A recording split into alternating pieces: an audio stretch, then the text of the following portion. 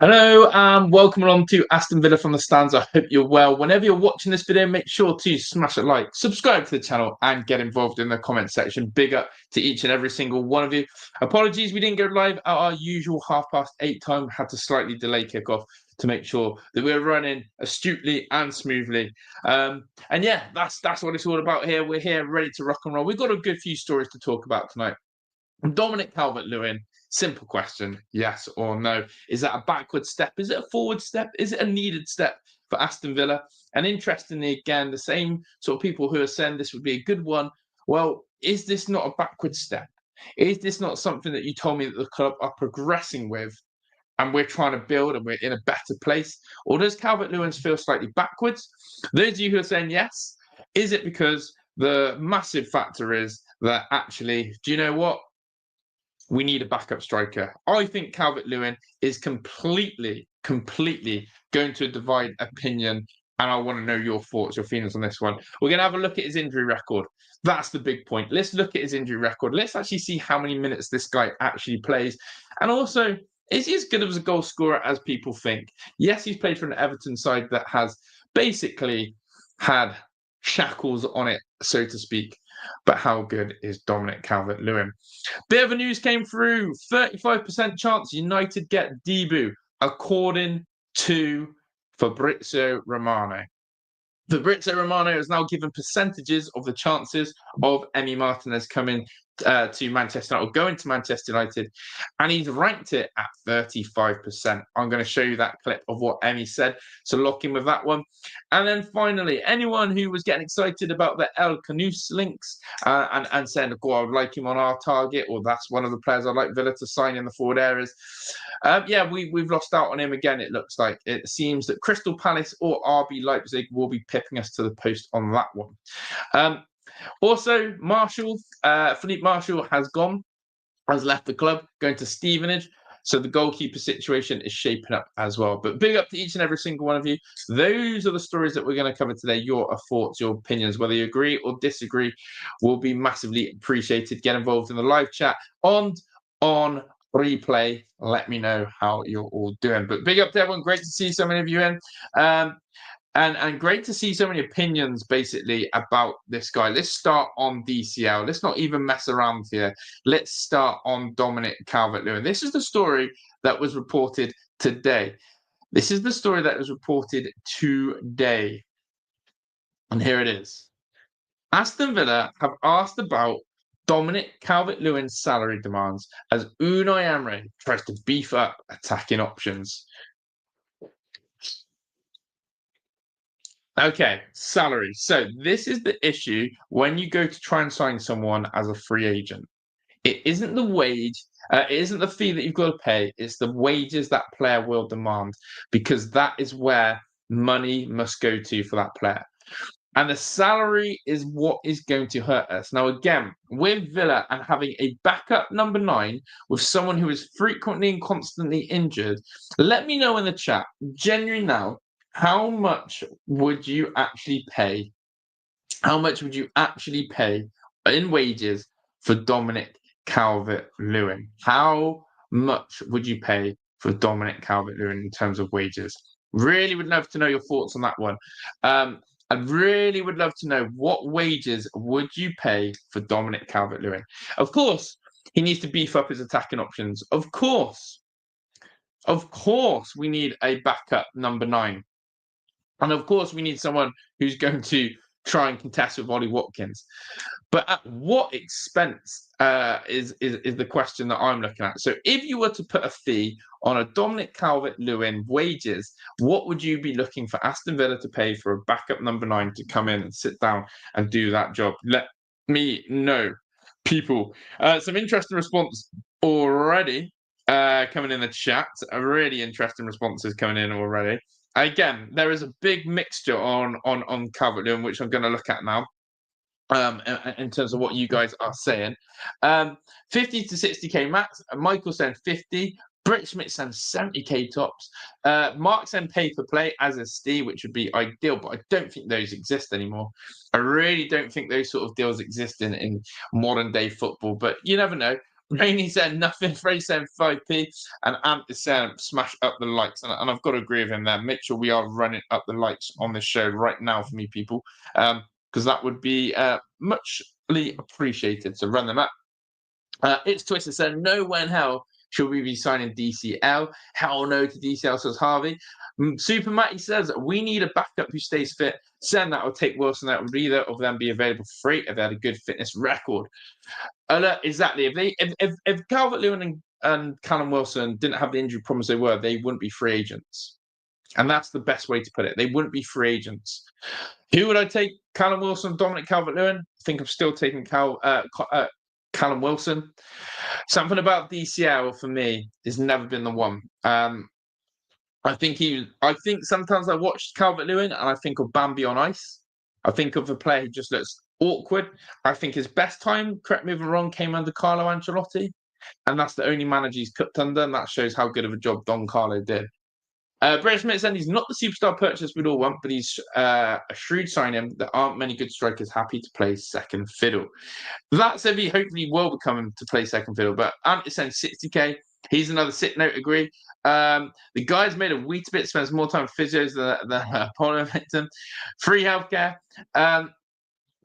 I'd rather be a model than play footy. That does seem the way as well. It feels like football is second nature to him, doesn't it, in that sense? And can we not sign Russo?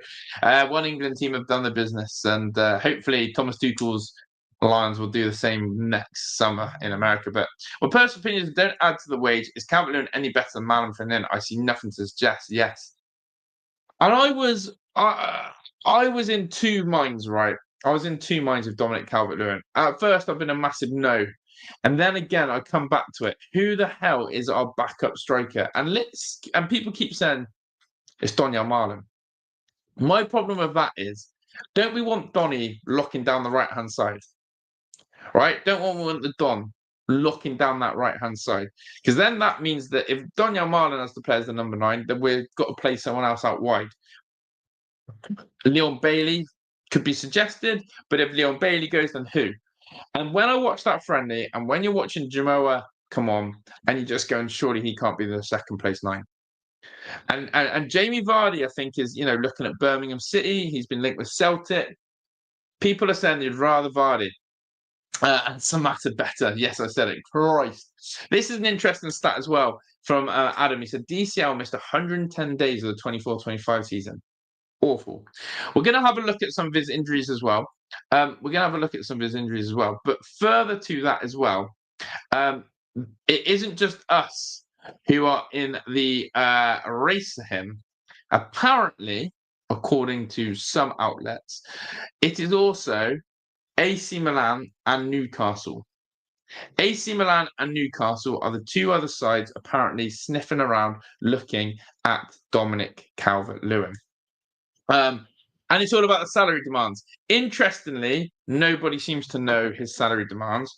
Interestingly, no one seems to know the bounty on his head. And yeah, I want you guys to think about that. Is why does no one know what his bounty was? I wonder if I can find. Everton's wage bill. I wonder if there's a place where I can find Everton's wage bill. Give me a second, chat. See if I can find some of that Everton wage bill. Let's see if DCL was on here.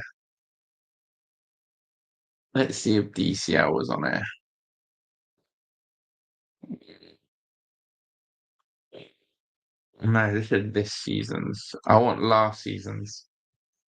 Let's see if I can find him. Aha. Okay.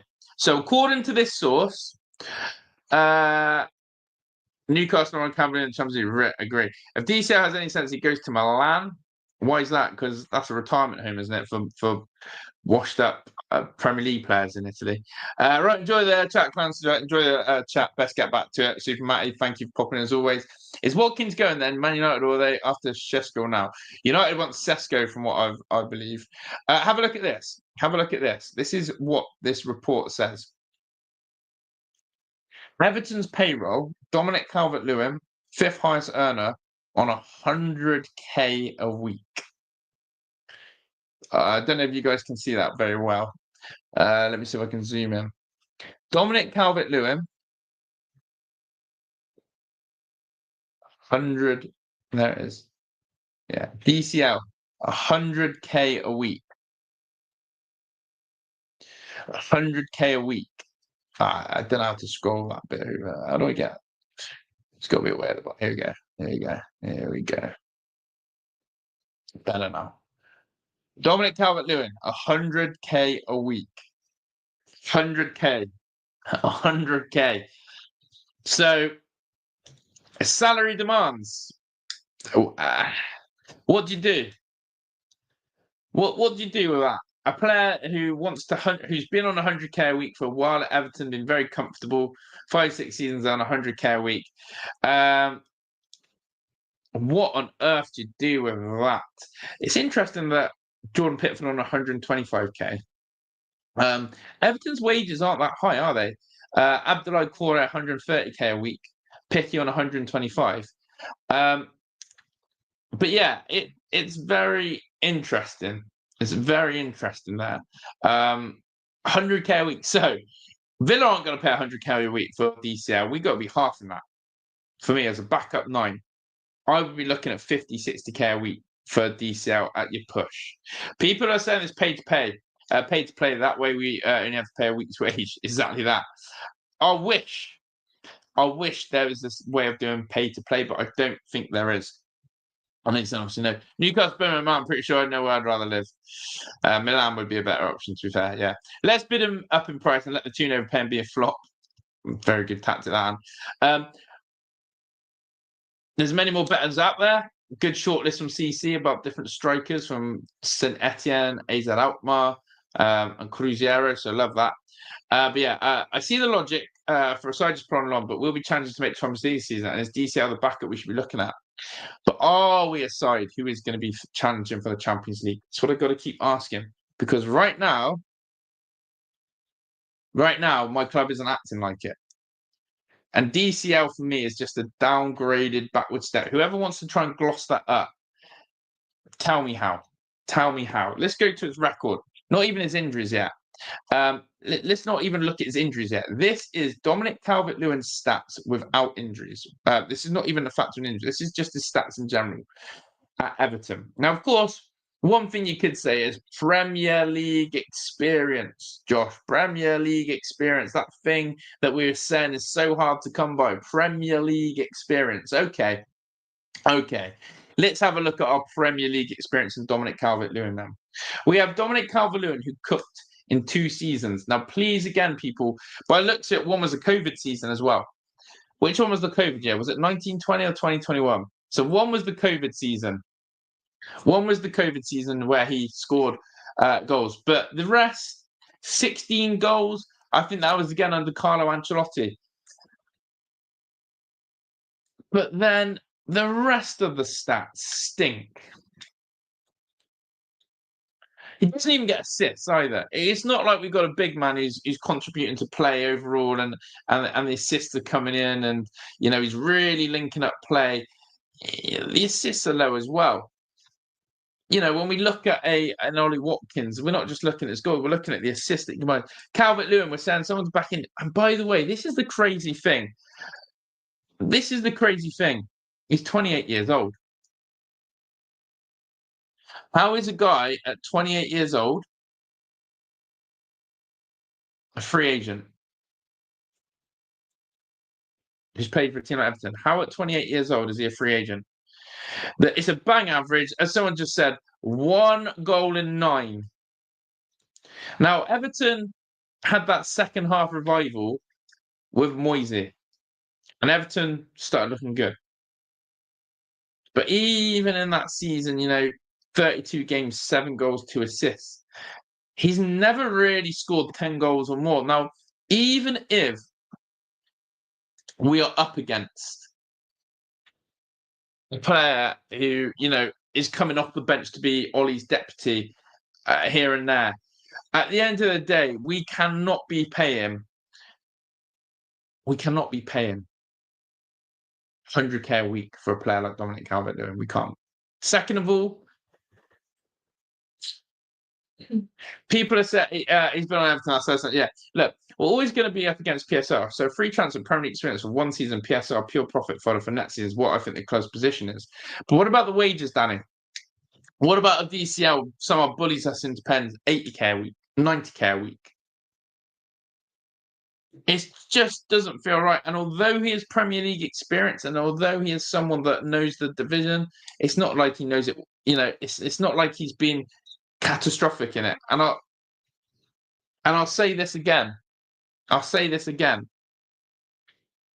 Why is there not a host of clubs queuing up for DCL at 28 years old? Why are there not a host of clubs queuing up for Dominic Calvert-Lewin at 28 years old? Like in my head, I was thinking, wait, DCL, yeah, 30 odd. He's 28.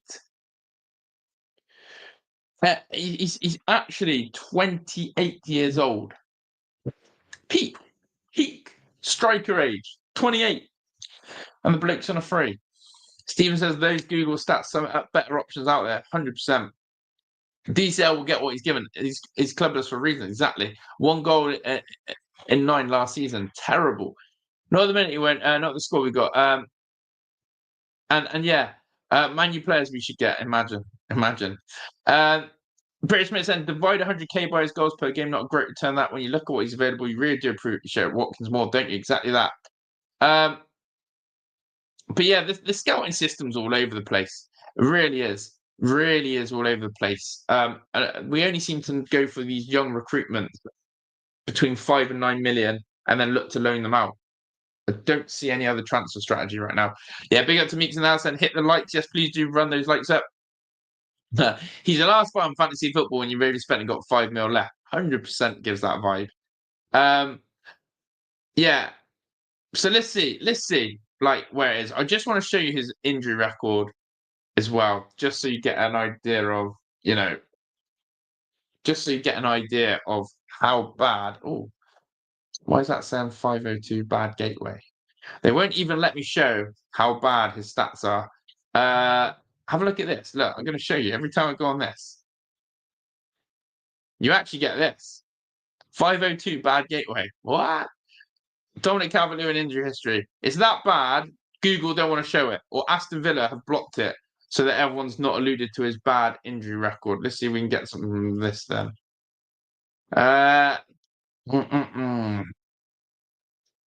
It's not as accurate here. That other site's better, but again, he was out from the to the end of January to the start of May. Just constantly. So that was his most recent one. Just thigh injury all the time, muscular injuries, thigh injuries. This one's not as accurate, so it's a little bit annoying.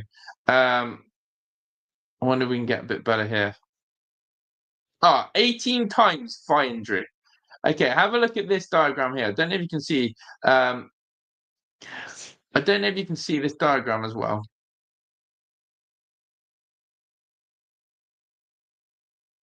He's been ill 3 times. Head back. Look at the thigh injury. 18 times. 18 times.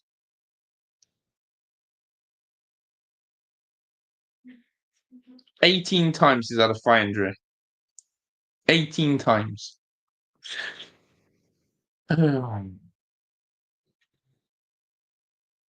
Terrible. For a player to be injured that many times in that same area is not good. Bill, George, do you think you will come above Tottenham this season? Damn.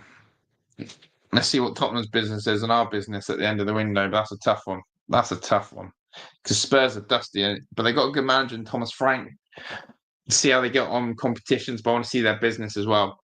If we don't get new players, and then we end up between 9th and 10th. Confident won't change that. It's true.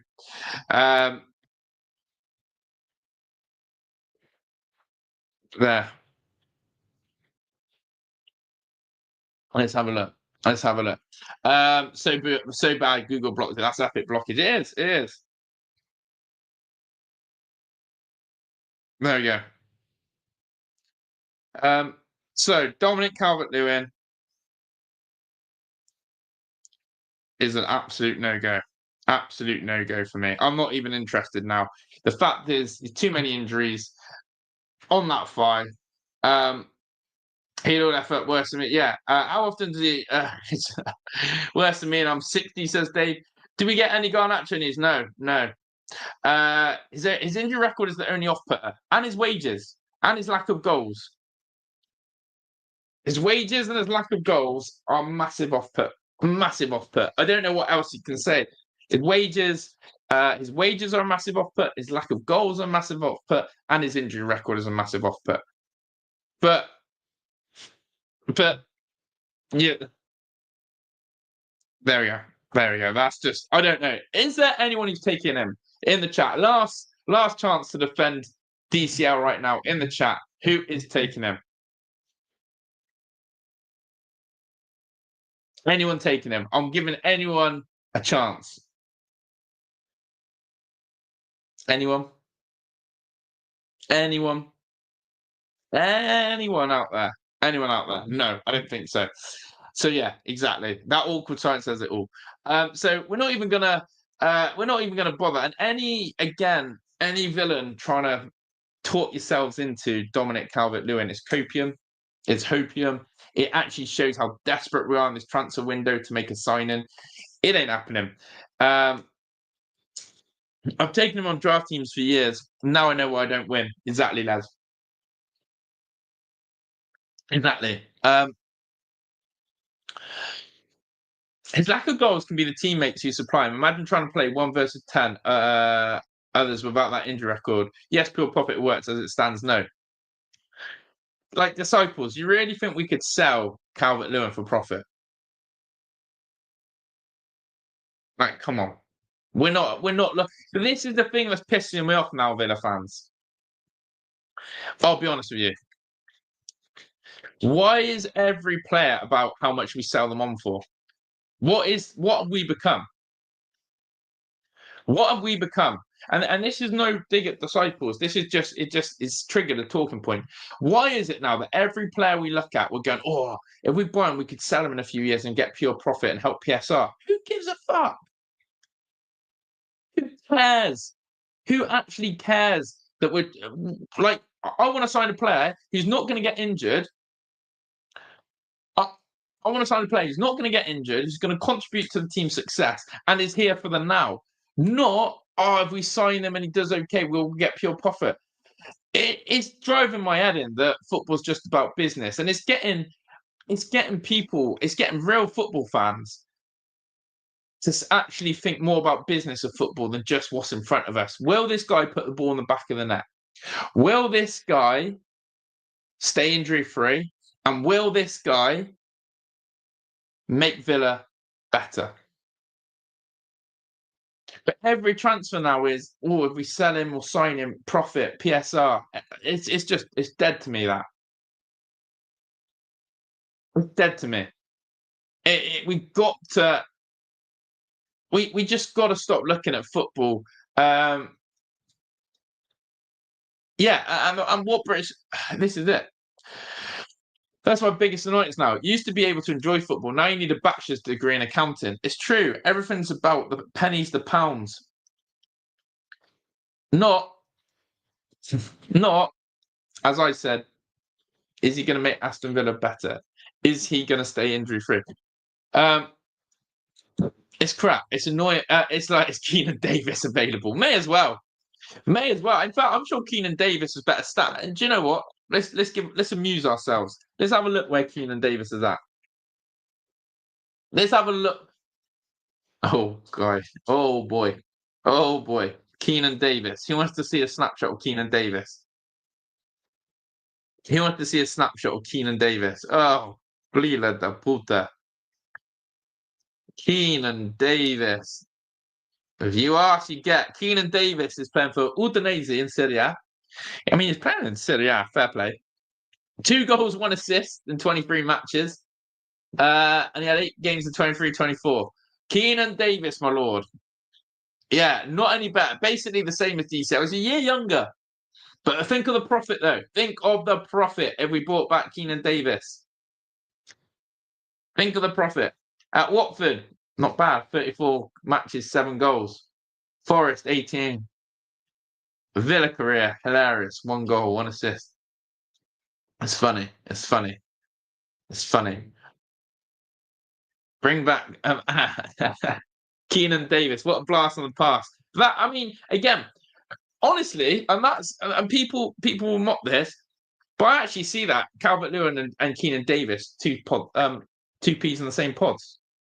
Really crap goal scoring records, always getting injured, similar ages, had clubs to play at.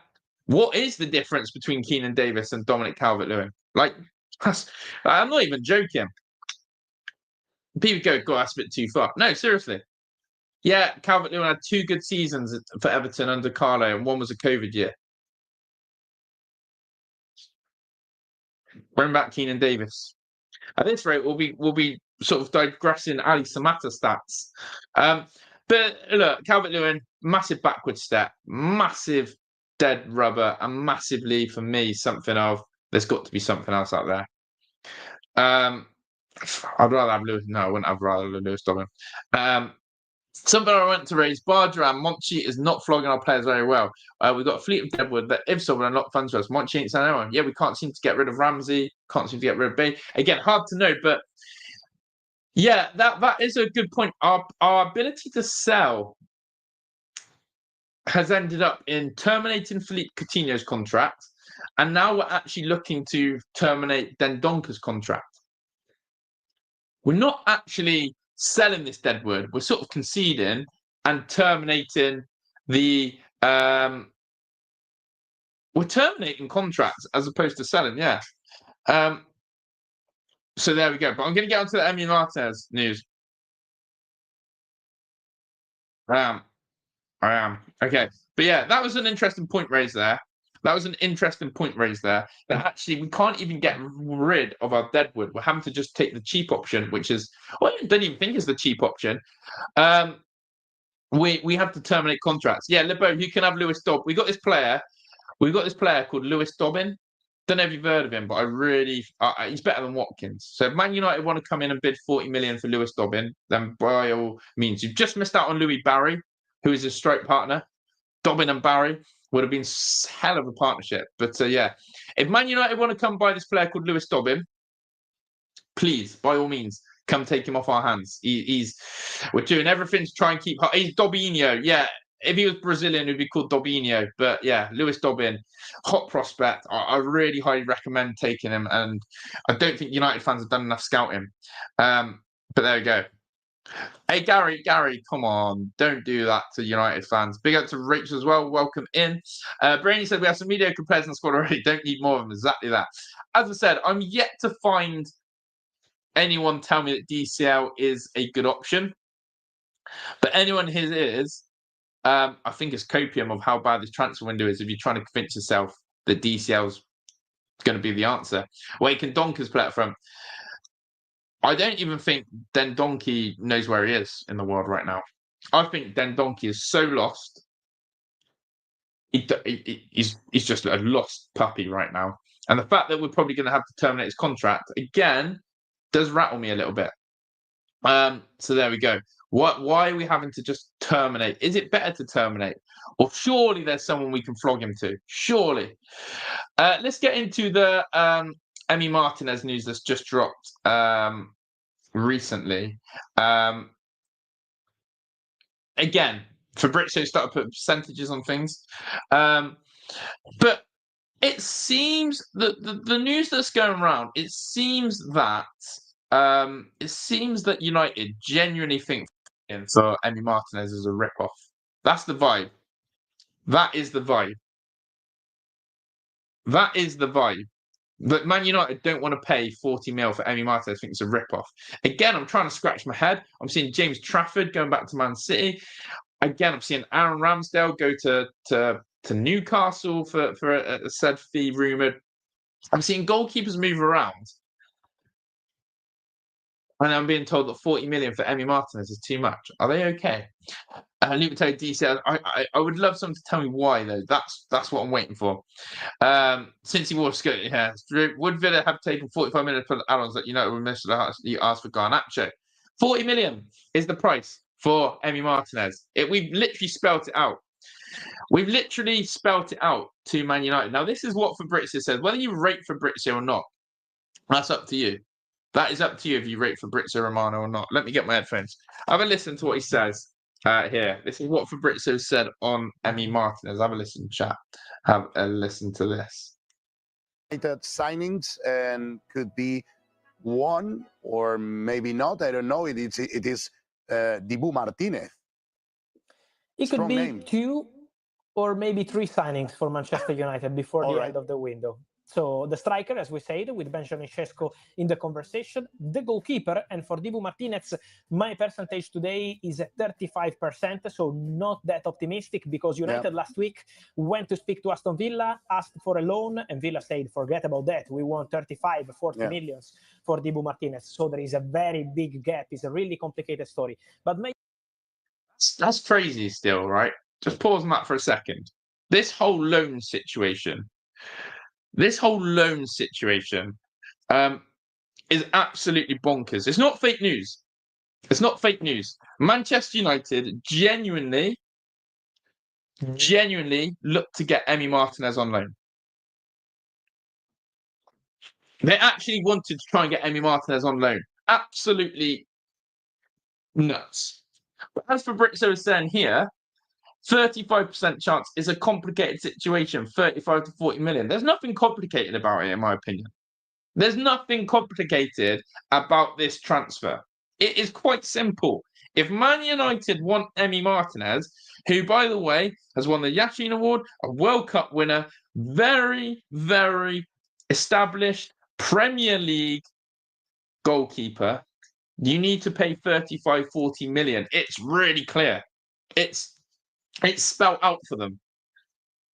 I don't know how more obvious. I don't understand. LeBeau saying we're broke. It seems it. The fact you're going for loan deals on a keeper is nuts. Sell Onana. Oh, wait, you're having the same problem as us. They can't sell their deadwood. And maybe that's why... Look, do you know what? Maybe Man United and Villa are saying they can't sell their deadwood. United are struggling to get rid of Sancho, Garnacho, Malacia, even Rashford had to go on loan. They can't sell their deadwood. They're not going to get rid of Onana. Who the hell's going to take Andre Onana in goal?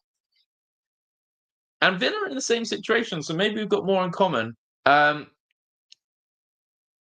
Maybe we've got more in common than we think. And if we keep Bizot as number 1, then we need a second keeper again. No. Joe Gauchi, remember. That's the plan.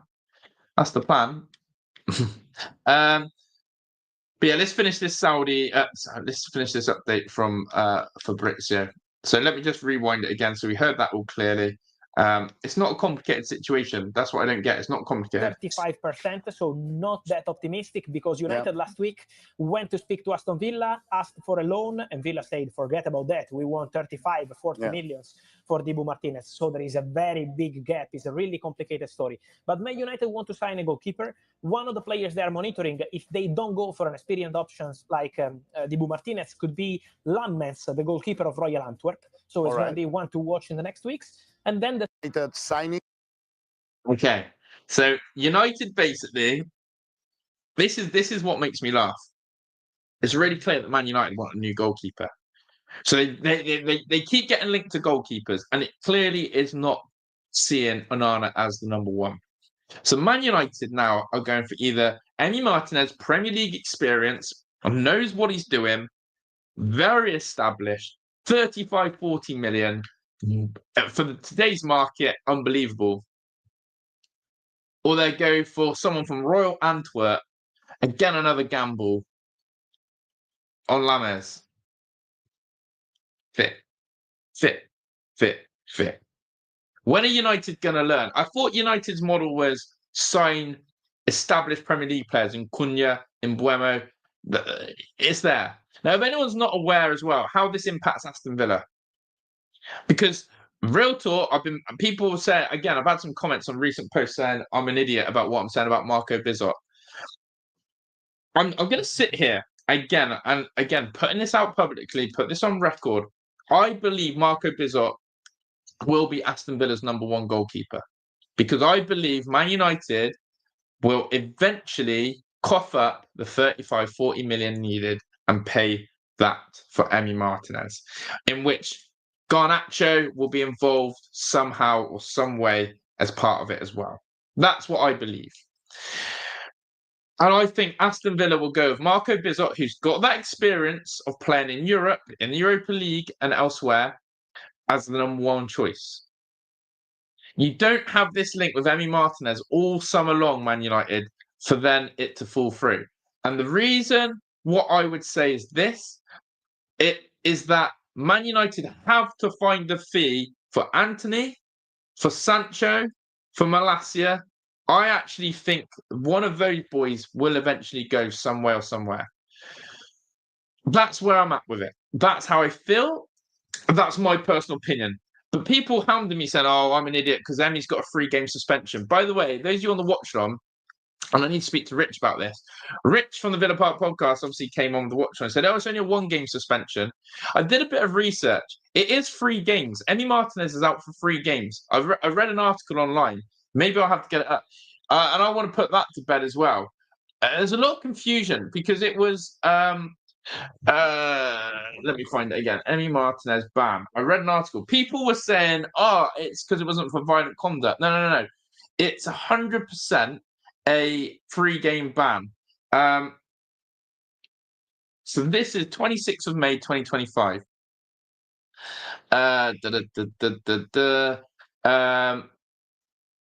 Here we go. So just to confirm this one as well. Yeah, so my comments on my stream yesterday came like that. So yeah, we take things for gospel. You got to do your own research sometimes. Emi Martinez is not banned for 1 game. It is 3 games, and that's why people say, "Oh, you're an idiot." That's why Bizot's playing, and that's why he needs minutes in game time, and that's why Emi's going to sit out the tour. Let's just pretend this Man United noise ain't happening then. So this is 25th of May, 2025. Let's go down to it. I'm going to have to find the bit where I read. Okay, so Emi Martinez, Ryan Gambit, set to miss start of Premier League season. Let's make it a bit bigger. Whilst Martinez sent off as part of the reason for Villa missing out on Champions League, cheers remind us, Gravenberch's red against Crystal Palace was far less impactful. However, both clubs had to find alternatives to their star players for the first 3 games of next seasons. The 2 suspensions will carry over to a 25-26 campaign, and both players will be a big miss for the respective sides, assuming Martinez does not leave Aston Villa. And then Keith Hackett reveals reason for carryover of suspension. So, yeah, it's 3 games. It is 3 games. And he goes on to say that. And it says that's why it's there, and I think it applies if I'm not mistaken. If Martinez was to leave the club and go to another club in Europe, he'd still have to serve his suspension. And then he talks about how people wanted cards for Christmas. So there's that one. There was another one to confirm that. Oh, yeah. This one was 18th of June, so even more. So let's just put these rumours to bed of people saying it was only for 1 game. Because I was believing that. I thought it's 3 games. And people kept coming in the chat going, no, it's only 1 game. And I was like, why? Where's this record? I've got so many ads popping up on this article. Right. Here we go. It says here. So this is 18th of June, this one. Here we go. Aston Villa are suspended by Premier League for Newcastle opener, as we know. Thomas Bramall, I hope he never rests Villa again, by the way. Where did I read it? Oh, yeah.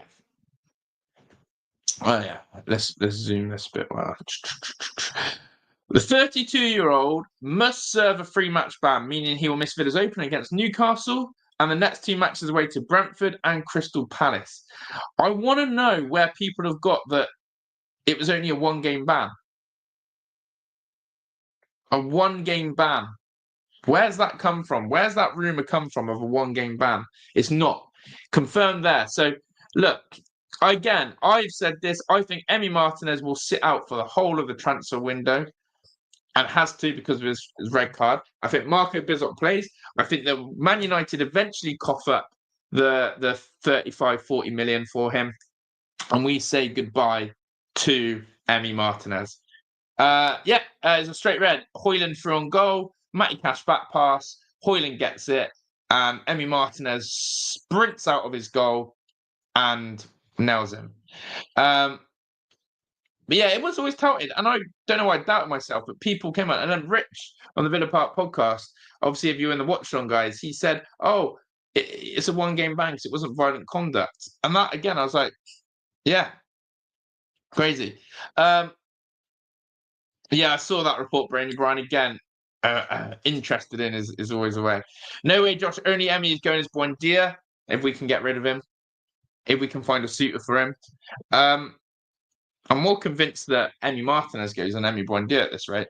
Defo no to DCL, not good enough. Why would you put him on his wage bill? 100k a week he was on at Everton, Duncan.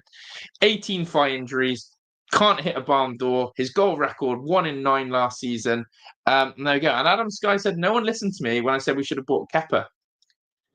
It makes sense now. Kepa would have been a great second choice to come in, and it could have pushed the Emi transfer. So, I don't know if anyone's seen the news about Newcastle today. Would anyone have taken Aaron Ramsdale as a number 2? Aaron Ramsdale seems set to join. Aaron Ramsdale seems set to join Newcastle United. Whether he goes as the number 1 or number 2, I don't know. But yeah, Newcastle bringing in again, and still there's one Aston Villa account online on social media who's trying to take the piss out of Newcastle. Quite a big following as well. And he was saying, again, could be worse, could be Newcastle with the Isak news breaking. I thought, yeah, that was quite funny. Yeah. Losing Alexander Isak, it could be worse being Newcastle United. I hear that pain, comparing us to Villa. But then when they were linked to Aaron Ramsdale, he said it again. And I was like, why would we be bantering Newcastle for signing players? It could be worse. It could be Newcastle. Correct me if I'm wrong. If Newcastle bring in Ramsdale, that's 2 first-teamers they're bringing to their squad in Ramsdale and Elanga. Okay, yes, they've missed out on James Trafford, and yes, they've missed out on other targets, and yes, they've got this Isak situation. But even where they are on their knees because of Alexander Isak, they've still got like people like Bruno and Joe Linton going, no, we will die for this club. This is where we belong. And they've still brought in Elanga, who, for me, would start at Aston Villa and a second-choice goalkeeper. Like, I don't know why we're trying to banter Newcastle fans right now. We're not in a position to banter Newcastle fans at all. I like someone window. He's just time to hear, yeah. Meek says, I need to dip out. Don't forget to smash likes. Appreciate it. Meek. It'll be a swap for Garnacho, says Ross. I think so. There's be some sort of deal there. And as for DCL's concerned, we need a strike and finish. DCL's strike. He's worse than Ollie Watkins in one-on-ones. And people, like we talked about a bit yesterday, if you want to criticise Ollie Watkins one-on-one finishing, not me, DCL is twice as worse.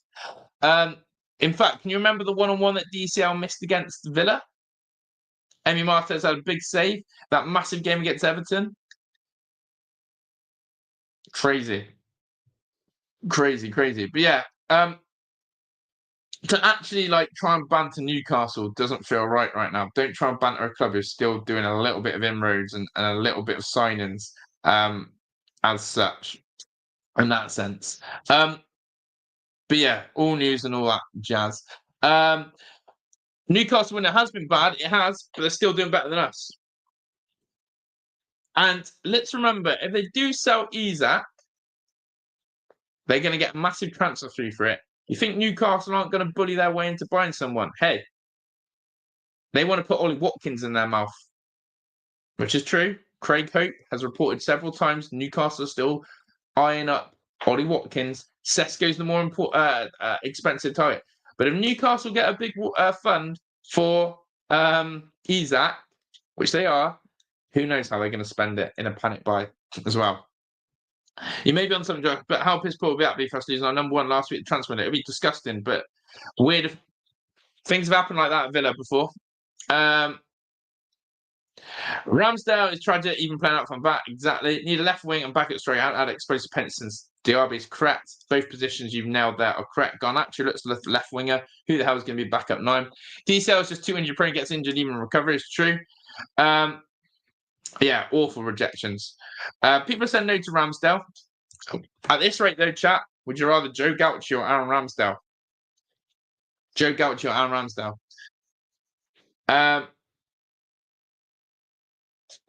PCL will be Newcastle's number 9. Hope. Please.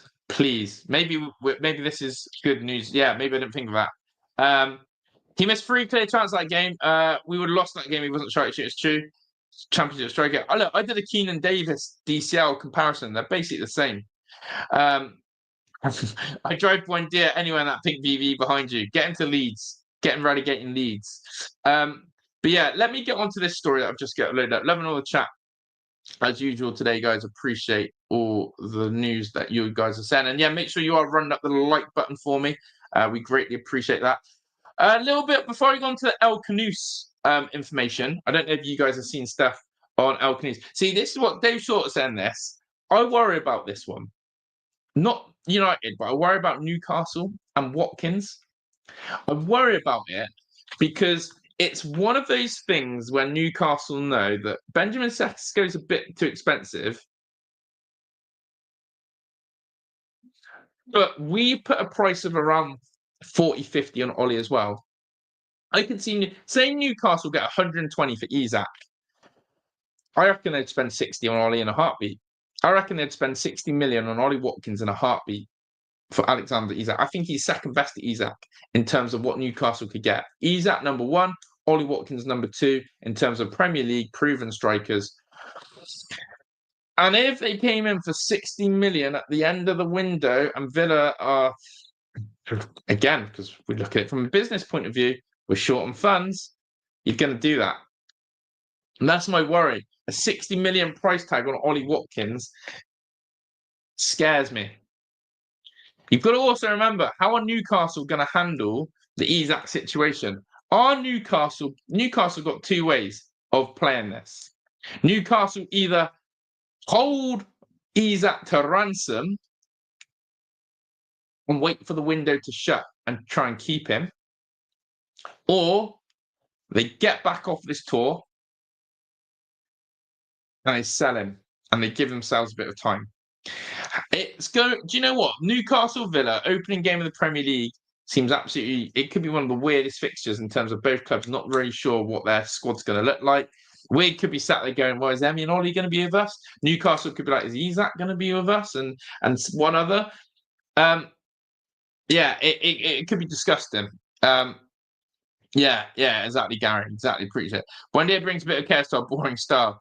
Yeah, unpredictability. So January was off to Arsenal, starts on Man United. Now Newcastle have go nowhere unless for big money. But that's the thing, James. The big money's there with Newcastle if they sell Isak. That is a fact. We know Man United are basically broke.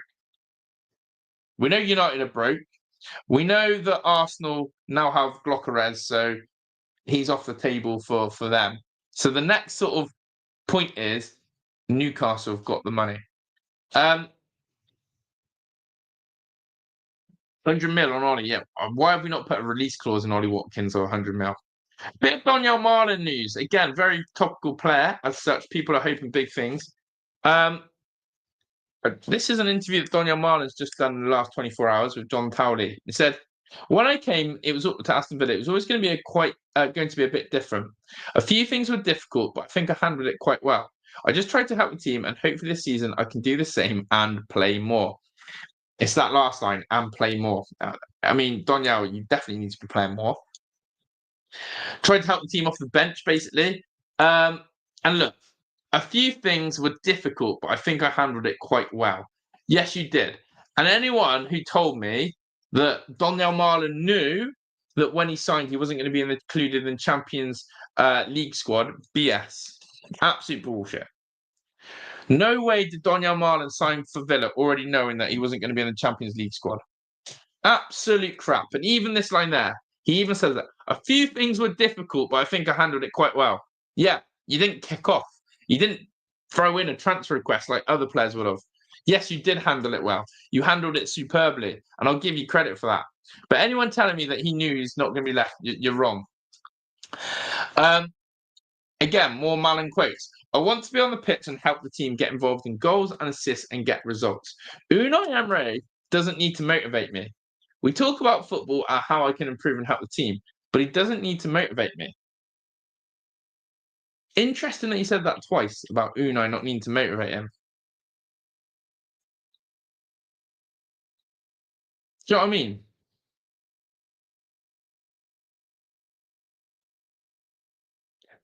Interesting, that motivation part. Were people questioning like Malin's motivation, or has Unai Emery come out and said something in the past about Daniel Malin's motivation? I'm not sure, but look, I want to be on the pitch. It's the biggest thing he needs to be on. Is that, and then I think there was one other quote, but no, that was some Daniel Malin little snippets there. But look, the final piece of news to show you today is all about Mr. El Khannouss. Where is it? Where is it? Here. This is being touted around and regarded quite big as well. Exclusive. Bilal El Khannouss is the first choice of Crystal Palace if Eberechi Eze leaves the club. He's also on the shortlist of RB Leipzig. If you go onto social media and type in El Khannouss's name, again, it's being plastered everywhere. Palace basically wants him if Eze goes, which Eze looks like he's going to go to Arsenal, and RB Leipzig, because they're losing Xavi Simons, so RB Leipzig will have a place for him. So again, the dreams of players, that we're linked to, like Bilal El Khannouss, we've sort of missed out on because other clubs are going to beat us to the post to him, so to speak. So yeah, Bilal El Khannouss is going to Palace or RB, it seems, and we've missed out on him in that sense. So there we go. Some of your comments, Sam. Just again, how do you feel about that? Yeah, great, exactly. Another target that we've missed out on potentially. Again, those with positivity will say, "Oh, it's just rumours that we were linked to him." How do you know we were actually properly linked to him? X, Y, and Z. Whether you believe the rumours or not, it was there. But yeah, Bilal El Khannouss, we've missed out on. And Palace, again, I think he'd do really well at a team like Crystal Palace. Just got that feeling he would do really well at Crystal Palace. But we'll have to see on that one. But yeah, what have we got? Let me go to some of the comments. Man will be a key player this season. Agree. The press have sold every Villa player lately. There, they hate us. They hate us. I'd sell anybody. Grealish was a big one who didn't want to sell, and these lot are winners. Garnacho arrives with Bodymore last day. You heard it here. Yeah, I see that. Emery did. Media looking after Grealish, unsettling clubs they're worried about. It's true. Taking Disasi over Malin in the Champions League of the State, but always easy in hindsight. Yeah, difficult decision for the manager. But again, from what I've seen of Bogard, I don't know what the dog's. I don't know if we got. What is it, Star? Dog's just gone crazy or something. She's been a bit weird. Just keep her with you. But yeah, absolutely. Over hindsight, it's true, but I don't know. Big up to Black Country Villains as well. I thought Redmond would be used. No.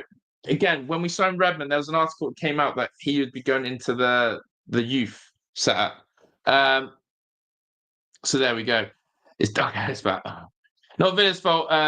This transfer window stupid rules. Yeah, that is also true. We have been shackled.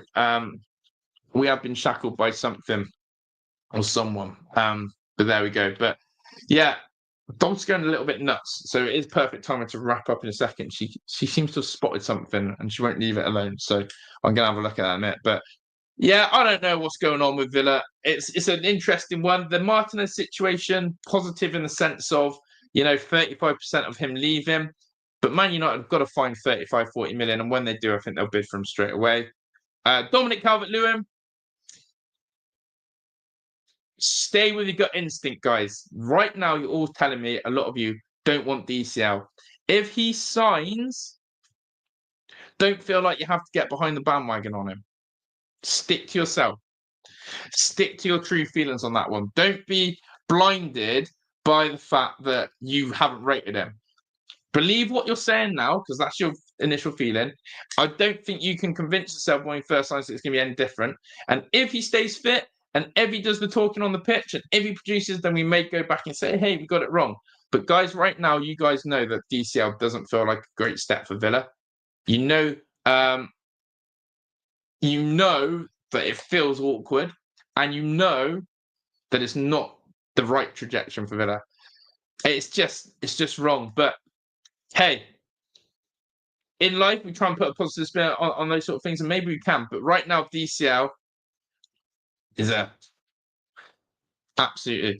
But yeah, big up to everyone, up the Villa and all that jazz, up to everyone's comments. I really appreciate all your interactions as always. Make sure your notification bell is locked on. We'll have our new show again tomorrow night, same time, same place, or around the same time, should I say. And then before we know it, it'll be the watch along again for the US tour, and Villa will be back on our TVs. So yeah, you lot have been legends in the chat. I love all your opinions. Make sure you smash a like on the way out. If there's any other news on that, then we'll have it all covered tomorrow. No to Lewin, get that trending. And yeah, why would you ever sign him? Up the bloody Villa. Enjoy the rest of the night. I'm out of here. Ta